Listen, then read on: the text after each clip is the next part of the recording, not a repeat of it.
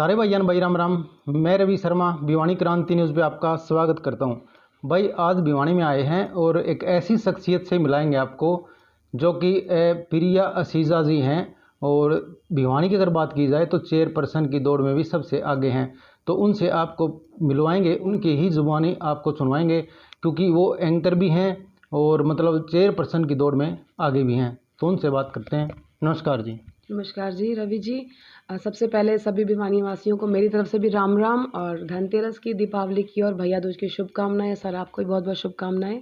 Thank you, हमारी तरफ से भी आपको शुभकामनाएं। Thank you. तो मतलब जैसे आप बताएं, मतलब दर्शक जानना चाहते हैं, आपके इंटरव्यूज़ वगैरह देखे हैं, लेकिन हमारे पास भी जैसे कॉल आई कि प्रिया असीजा जी की, ये बताएं कि कहाँ तक पढ़ी हैं, कितना संघर्ष किया है शुरुआत से बताएं प्लीज़। चलिए जी, बहुत अच्छा सवाल पूछा है आपने। सबसे पहले मैं बताना चाहूँगी कि मैं भिवानी की बेटी हूँ। मैं भिवानी के जैन चौक तेलीवाड़ा क्षेत्र से हूँ और मैं भिवानी में ही पल बढ़ के बड़ी हुई हूँ। और अगर बात करें मेरी स्टडी की, तो मैंने डबल पीजी किया हुआ है, मैंने पोस्ट ग्रेजुएशन किया हुआ है, एमबीए किया हुआ है और इसके साथ साथ काफ़ी डिप्लोमास भी मैंने ले रखे हैं। तो भगवान की दया से मैं ठीक ठाक पढ़ी लिखी भी हूँ। तो मतलब जैसे एक चीज़ और है, आप राजनीति की बात की जाए तो आप चेयरपर्सन में जैसे सबसे आगे कहीं ना कहीं दिख रही। तो चलिए, बहुत बहुत शुक्रिया आपका कि आपने ये कहा कि मैं सबसे आगे दिख रही हूँ। तो इसके लिए तो मैं धन्यवाद करना चाहूँगी हमारी जनता का कि जो अगर मुझे ऐसा सपोर्ट कर रहे हैं, तो बहुत बहुत शुक्रिया आपका इस चीज़ के लिए। अच्छा, एक चीज़ और बताएं प्रिया जी, जैसे भिवानी के अंदर अगर महिलाओं की सुरक्षा की बात की जाए तो कहीं ना कहीं बहुत पीछे है।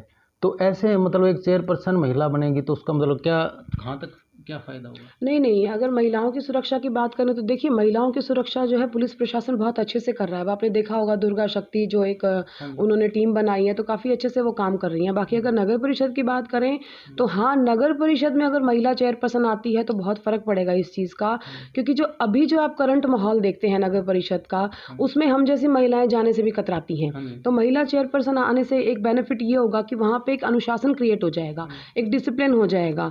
और अगर एक महिला वहाँ एज ए चेयरपर्सन बैठती है तो महिला के सामने अगर 10 लोग भी बैठते हैं, 20 लोग भी बैठते हैं, तो वो ऑटोमेटिक एक अनुशासन में रहते हैं। वहाँ पे कोई ऐसा माहौल नहीं क्रिएट होता कि कोई महिला आने से डरेगी। तो ये काफ़ी चीज़ें हैं कि अगर महिला इंडिपेंडेंट महिला चेयरपर्सन अगर वहाँ बैठेगी तो हाँ, नगर परिषद के माहौल में काफ़ी बदलाव नो डाउट आएगा। चलो, तो एक चीज़ और बताइए, जैसे कम पढ़े लिखे भी अगर चेयरमैन बन जाते हैं तो उसका क्या फ़ायदा है, और अगर पढ़ा लिखा कोई भी बन जाए तो उसका क्या फ़ायदा है? देखिए, कम पढ़े लिखे और ज़्यादा पढ़े लिखे में देखिए डिफरेंस तो बहुत रहता है। वो चेयरमैन ही के आप इसकी बात ना करें, वो हर जगह ही डिफरेंस रहता है। बाकी अगर चेयरपर्सन की बात करें तो देखिए, कम पढ़ा लिखा होगा तो वो किसी की वेट करेगा कि कोई आए, हमें समझाए, हमारे डिसीजन ले, हमें राय दे।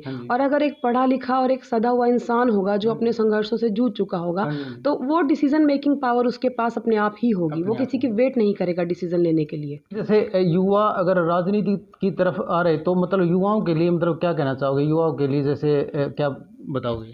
बहुत अच्छा सवाल है ये। मैं बल्कि बोलना भी चाहती थी कि जो युवा हैं, देखिए क्या रहता है कि हमारे भिवानी की जो पॉपुलेशन है करीबन 2 से 2.5 लाख के बीच में है।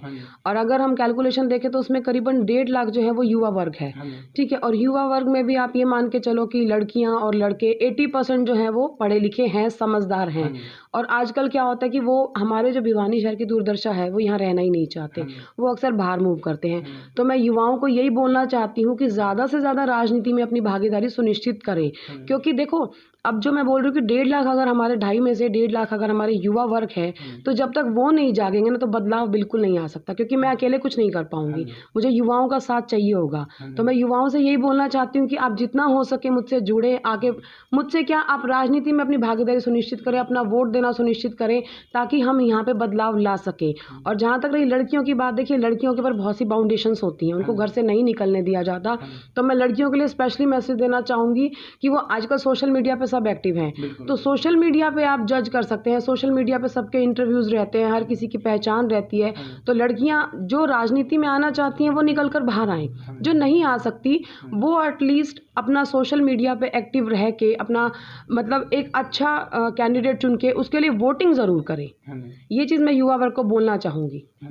तो एक चीज़ और बताइए, जैसे अभी भिवानी के हालात जो है मतलब जैसे बद से बदतर है, तो क्या कहेंगे अगर मान लो जैसे कोई पढ़ा लिखा अगर जैसे आगे आए और कोई चेयरपर्सन बन जाए तो भिवानी का कितना विकास और सुधार हो सकता है?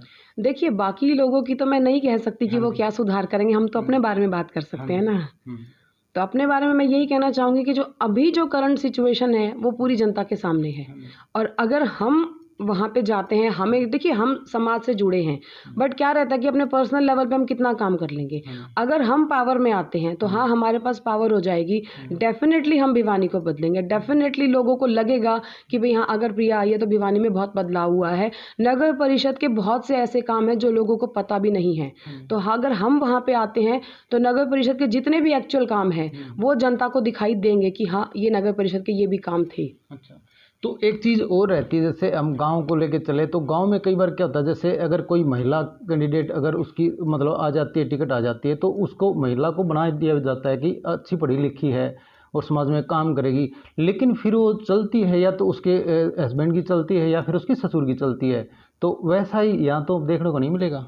नहीं, यहाँ पे भी देखिए अभी तक तो ऐसा है, यहाँ पे भी बहुत सी चीज़ें हैं। आप देख लीजिए कई महिला पार्षद हैं लेकिन उनकी जगह उनके परिवार से कोई काम कर रहा होता है। तो अभी चेयरपर्सन की दौड़ में भी अगर आप सारे देखें तो ऑलमोस्ट महिलाएं ऐसी हैं, या तो राजनीतिक बैकग्राउंड से हैं या उनके घर से कोई जो पुरुष हैं वो राजनीति से जुड़े हैं। तो बस इसके लिए तो मैं बार बार जनता से एक ही अपील करती हूँ कि इस बार ऐसा किसी ऐसे कैंडिडेट को ना लाएं जो कुर्सी पे बैठ के अपने फैसले ना ले सके। जी।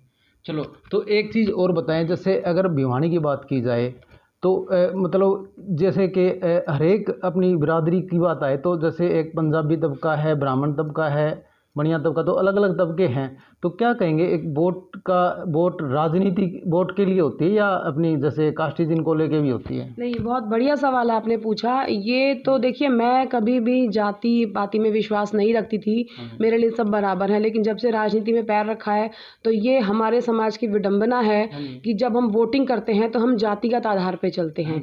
तो इसके लिए भी मैं भिवानी वासियों से इस बार अपील करना चाहूँगी कि अब की बार जो सीट है उस पे जाति पाति की तरफ मत जाएं, सिर्फ और सिर्फ भिवानी का विकास देखें, अपना विकास देखें, उसी के आधार पर आप मतदान करें।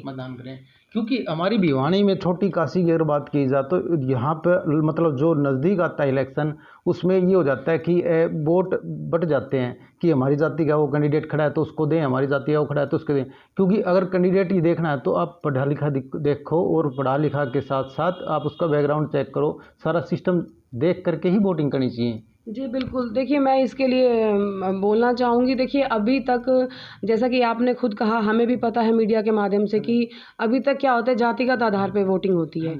तो उसका नतीजा हमारे सामने है। भिवानी की सड़कें आप देख लीजिए, भिवानी की हालत आप देख लीजिए। तो इस बार तो सिर्फ यही कह सकती हूँ कि जो मतदान है उसमें जाति को ना लाएं, क्योंकि देखिए इन फ्यूचर क्या होगा, अगर हम एज ए वोटर भी अगर हम चलें, अगर हम एक पर्टिकुलर जाति को लेके चलेंगे तो कल को जो चेयरपर्सन बनेगा वो क्या करेगा? तो फिर कहाँ विकास होगा? हमें तो पूरे भिवानी के विकास के बारे में सोचना है ना। जो 36 बिरादरी हैं उनको जब तक हम समान भावना से लेकर नहीं चलेंगे तो काम नहीं होंगे। तो जैसे हम सोचते हैं तो हम जनता से भी यही उम्मीद करते हैं कि वो भी सिर्फ और सिर्फ भिवानी का विकास देखें, पढ़ा लिखा इंडिपेंडेंट उम्मीदवार चुने और उसी को वोट दें। ठीक है। अच्छा, एक सवाल और है मेरा, जैसे इलेक्शन से पहले अभी सभी विकास करने की मतलब बात करते हैं, लेकिन अगर वो बन जाते हैं तो उसके बाद विकास नहीं कर पाते, वो क्या मजबूरी रहती है या कर नहीं पाते? सर ये तो जग जाहिर है, इसके बारे में मैं क्या कहूँ। तो इसके लिए मैं कुछ नहीं कहना चाहूँगी। मुझे हमारा पता है कि हम अगर सीट पर आते हैं हमें काम करना है।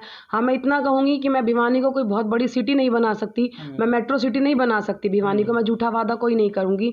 लेकिन हाँ, मुझे इतना पता है कि अगर हम उस सीट पर आते हैं तो हमने काम करना है और हमने वो काम करने हैं कि जो जनता को दिखाई देंगे। जी चलो, तो एक सवाल और है, जैसे प्रिया जी, जैसे अगर मान लो जैसे बैकग्राउंड कई बार होता है, विरासत में मिलती है राजनीति, दादा का या पापा का, मतलब जैसे बैकग्राउंड मजबूत होता है और उनकी राजनीति ही चलती आ रही है, तो अगर वो फिर से बन जाते हैं तो उसका मतलब क्या फ़र्क पड़ता है शहर के ऊपर?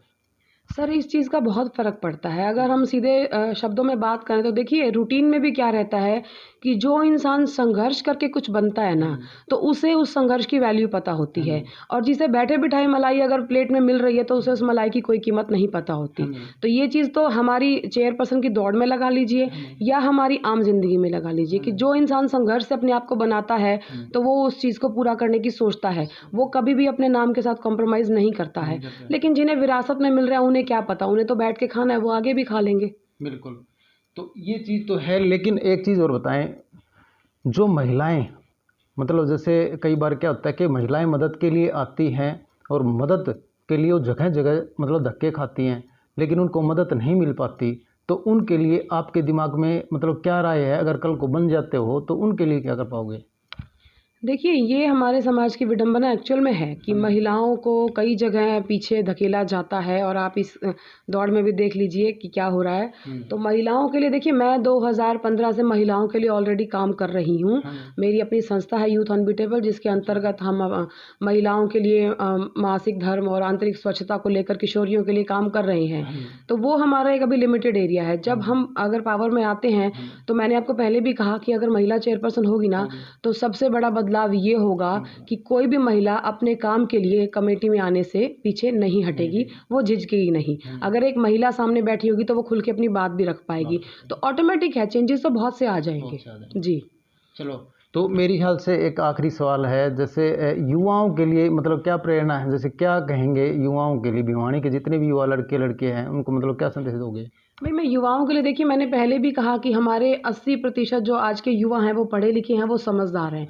उनसे देखिए शॉर्टकट में यही अपील है कि वो अपने मतदान का प्रयोग ज़रूर करें। ये मत सोचें कि राजनीति ऐसा है वैसा है, मत सोचिए। राजनीति में अगर अच्छा शासक आता है तो राजनीति भी अच्छी होती है।